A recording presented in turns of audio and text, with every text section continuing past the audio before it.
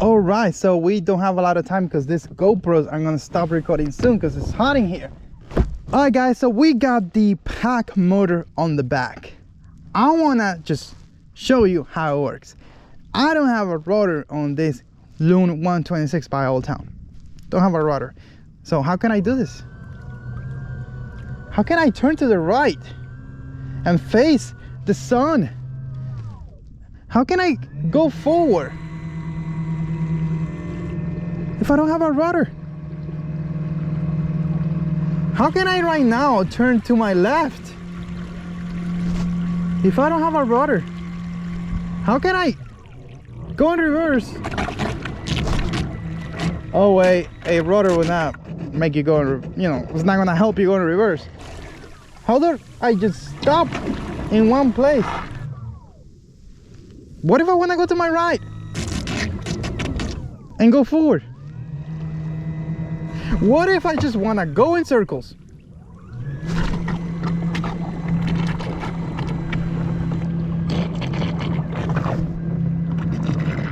The secret is this. This is like a drum, guys. You see, it points forward, right, left, reverse.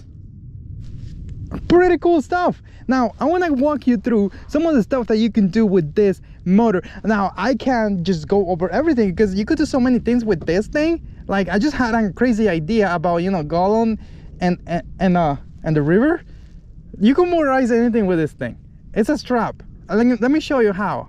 I'm gonna have Matt, the owner and inventor of this Kayak Motor, show you how you're supposed to put it on. So Matt, what's up? This is the Kayak Motor, and let me show you how it goes on your kayak.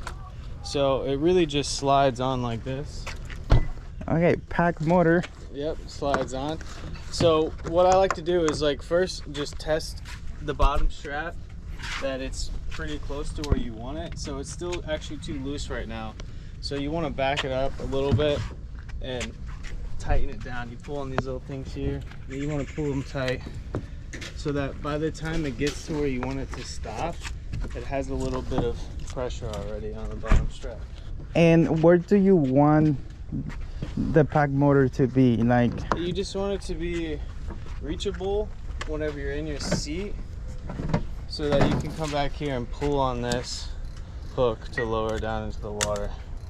So there's not a preferred area to put it, put it just as close to you as possible? Or? Yeah, that's pretty much it. The more you get it towards the center of the boat would be easier for turning. It would turn faster, but this is already a pretty compact short one, so it's not going to be an issue if it's back a little bit further. And this thing has multiple settings. Yep. Because you have your rod here, maybe. Yep. So there. If you want to go shallower, you can go just into the water barely, like right there, and that works. And deeper here. And what's the so that's the lowest?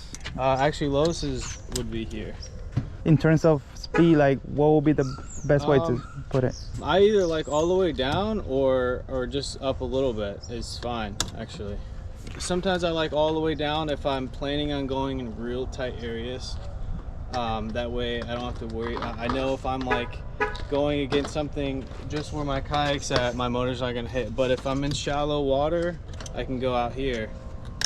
And it's actually a tad bit faster if it's out, but it's faster if it's spread it's a more on the surface. Yeah, it's a tad bit just because there's a little bit less drag, but it's not too much noticeable.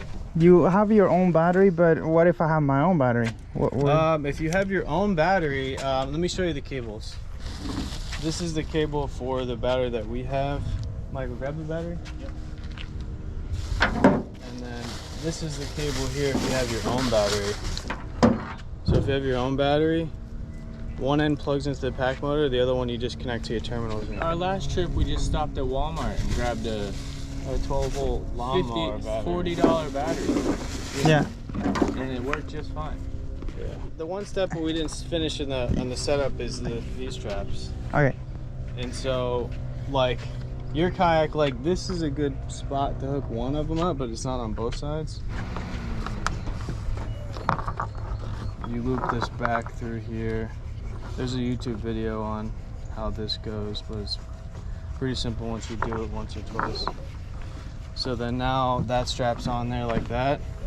So in theory, you could lift that strap on your boat. You don't have to retie it all the time. Yeah. And then once it's already on there, you just loop the cam buckle through it and then pull it. And that's why you need a little bit of room, Yeah. because you need to rush it. Exactly. So I guess you could put like one part out here and the other one on the other side and just put the straps. You could even do a little carabiners if you want to remove it completely. You can do that too as well. If you go in reverse, it can't go forward because of the shape of the boat. If you go forward, it can't go slip out because you have this tied down. Exactly. Yeah. That's why when you're installing, like Matt said, you want to kind of pre-size the bottom to where it won't slide too far forward, and then you just strap it this way. Okay, so here the seat, this is not gonna move from here. What about this? Okay. This one I just don't It's see too a close. spot to Okay. go. Yeah. So like this thing, you could put it around here. That's what I was thinking. Yeah. Yeah. Let's do that. So what would be like how long will it take you to set it up? Like now that you know your kayak, now that you know your motor, like how long does it take you to set it up? This would take me only like 3 minutes, 3 to 5 minutes max. Now that I know this kayak, not even. Slides right on, hook the two straps. Even if since we left these on, I could do it in like 30 seconds, you know. But It's the initial setup that takes a little longer because you gotta. just get it set up for your kayak. Know the length of the bottom, so it's like the bottom strap won't change when we take it on and off. And then these right here, you want to pull these up. Yeah, they're gonna get on don't want them on like the that. prop and yeah. So where do you put them? Like I would like probably just do this, Yeah, you could tie it up. like tie it to his shoulder. Yeah, just do a little knot. So there is one tip. So when you're in the water and you're trying to reach back to take these pins out, you got to realize that these are like spring loaded, and so if you let go as you're trying to move it, it's gonna find its spot.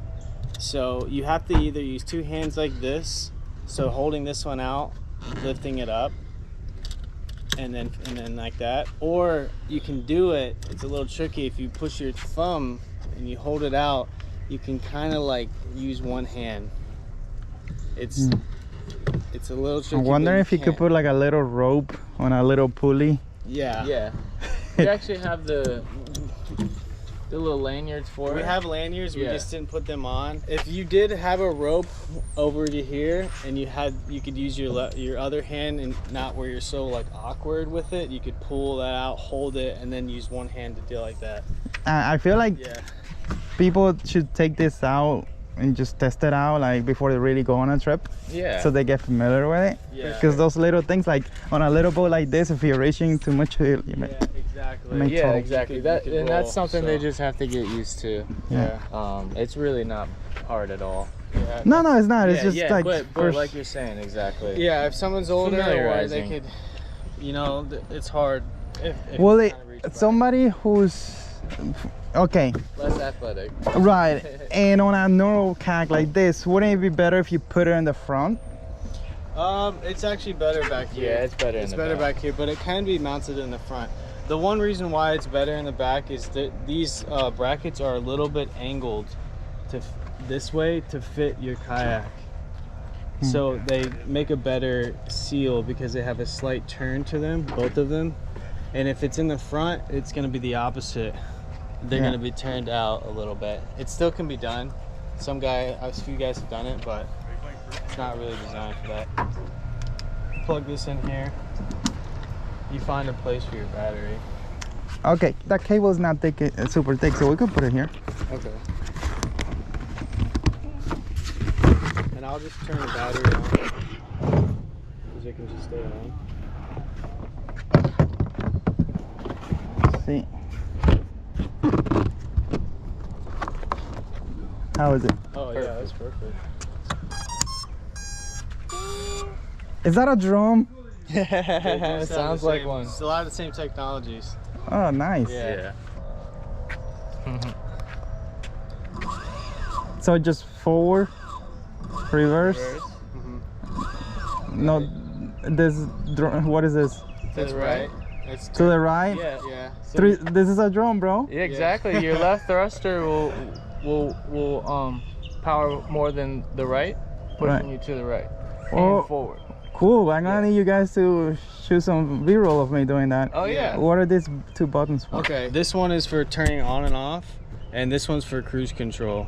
And so cruise control works at whatever position this is at. When you press down cruise control, it'll lock. It will stay there. It'll stay there, yeah. But it will not read where you're going and readjust. No, it's yeah. So it's that's kinda, version 2.0. It's kind of like prototyping on that part of it right now. But that's the power on and off. And these buttons, they're a little bit hard to press because the rubber is tough. Yeah.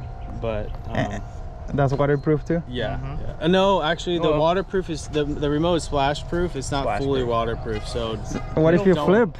Yeah, it'll float. Please what don't if you dunk it all the way underneath the What if water. you like Right. Well, that's why you wear the lanyard. Yeah, it's best just to wear it there. Yeah. And then and that camera decided to stop working, man. Like, what's going on? I'll never paddle again. You don't have to now. Never again. Look at that. Imagine paddling. You couldn't make it this far. Bro, how you stay lean without paddling? I thought kayak was all about exercise. It's genetics.